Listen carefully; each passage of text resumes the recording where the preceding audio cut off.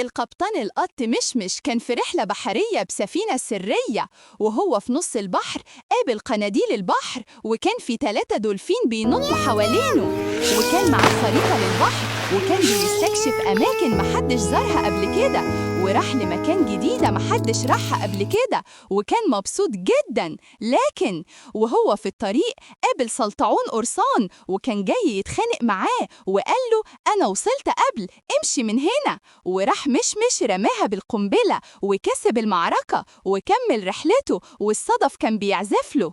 وهو في الطريق شاف جزيرة بعيدة وفيها شجرة جميلة جدا وكلها ألوان، وراح يشوف إيه الجزيرة دي. ولما نزل على الأرض الرملة كان لونها أبيض، وكان في جنيات جميلة بألوانها الغريبة والجذابة، واحتفلوا بوجوده وهو كان فرحان جدا، وقررت يدخل جوه الشجرة ويستكشف من جوه، ولقى مجوهرات وذهب وياقوت، وكان طاير من الفرحة.